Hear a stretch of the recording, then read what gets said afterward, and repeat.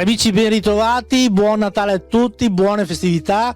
La Via dei Presepi ritorna a Riese Pio X. Siamo in compagnia di Gianluca, che è un rappresentante del gruppo degli Amici del Presepe di Riese.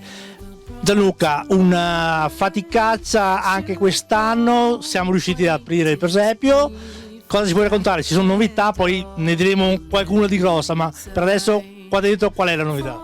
Beh, innanzitutto buongiorno a tutti e tanti auguri di buon Natale a tutti quanti. Siamo all'interno del presepio di Riese Pio X, in particolare alle mie spalle potete vedere una parte nuova che abbiamo realizzato quest'anno che rappresenta Pio X e la sua salita al Monte Grappa per la benedizione della Madonnina che doveva proteggere tutta la pianura padana.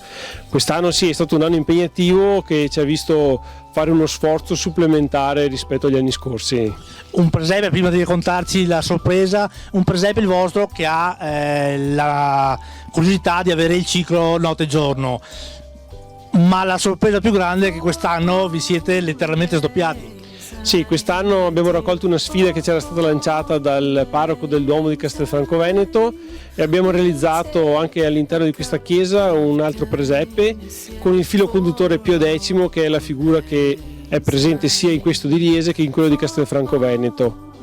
Gianluca, Natale ormai è passato, ci dicevano i tuoi colleghi poco fa, l'affluenza è stata grande, però voi volete ancora superarvi. Quali sono gli orari da qui alla Befana? Allora, da qui all'Epifania abbiamo nei giorni feriali siamo aperti dalle 14:30 alle 18, nei giorni festivi dalle 9:30 alle 12 e poi dalle 14:30 alle 19. Vi ricordiamo che siamo aperti comunque fino a fine gennaio, tutte le domeniche.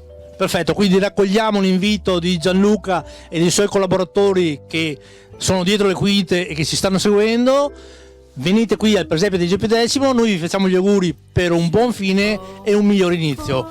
Noi ci vediamo alla prossima puntata e buon Natale, buone feste. We'll